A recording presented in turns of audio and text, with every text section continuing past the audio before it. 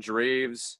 A couple people have wrote in Bonzi Wells, and Bonzi Wells was the shit. I love Bonzi Wells, but let's. So Bonzi was like one of the best post-up guards I've ever seen. I don't know if you remember that one year, especially that he had that playoff run where he was just dominating every guard that tried to guard him.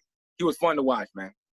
Yeah, he was undersized, right? He had a big back. Honestly, in today's NBA, he would be like the starting center for the Rockets and probably would be averaging 18 and 10. I think he was the same size as PJ Tucker. Probably not as heavy, but he's like 6'5". He's stout. Right. Really stout dude. I met him back at the All-Star game in 2012 when it was in LA. And he came in late as hell to all the festivities, but like he had a smile on his face, bopped in, do like the little NBA not retired game, whatever. So that was cool. Yeah, so let's get into the GOAT conversation. The three that we had in there, I don't want to disrespect it. I didn't want to put a fourth name in there if it wasn't like an all-timer. Like I could have put in Terry Porter. I probably could have put in Aldridge. Obviously, much respect to Brandon Roy. We will get into Brandon Roy, one of my favorite players ever. But it kind of whittled down to Clyde Drexler, Bill Walton, and Dame Lillard. So where is your head at when you're thinking about this all-time Blazers conversation?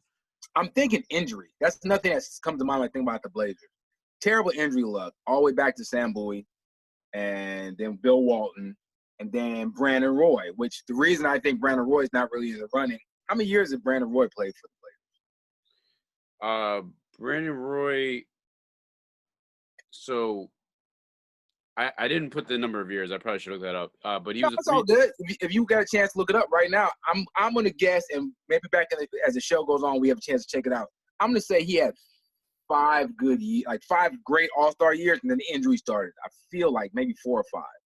So it was more. Yeah, in his career, he played 6 years. 5 of them were with Portland.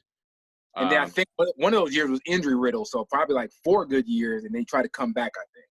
Maybe. Yeah, so 5 Portland seasons. He retired after 10-11 and then came back for 5 games for Minnesota, and then retired for good. I didn't like that. But, as is, man, you look at Brandon Roy's time there, 3-time All-Star, Rookie of the Year, clutch playoff performer. Unfortunately, he was done by 28, but he had that.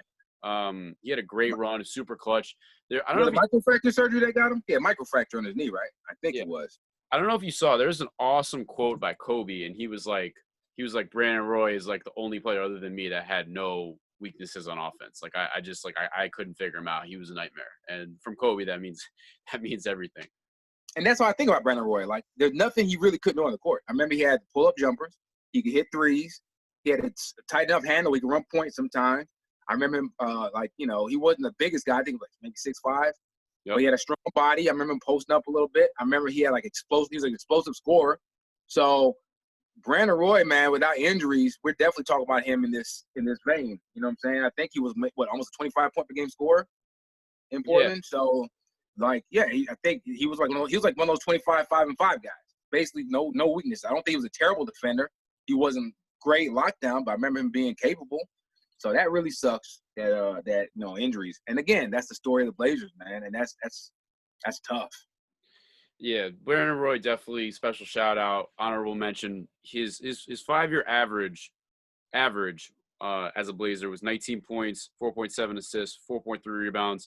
He had 2 years in a row where he was 22.6 points and 21.5 points. So okay, so not quite as potent a score as I thought, but still, if you're doing 22, 5, and 5, you're like, that's one cut, like half step above the elite. You know what I mean? That's awesome. And this is, obviously pre-low management, which I think he probably would have been on a Kawhi type of low management because he was playing in those peak years. He was playing over 37 minutes a game for 3 straight seasons, and that it's insane. But yeah, look at like Iverson's minutes. Look at Kobe's minutes. Those guys were playing 41, 42 minutes a game. Like it just wasn't something that these guys just went all out. Like it was part of it. And AI and Kobe were freaks, freak of nature as far as endurance and body wise.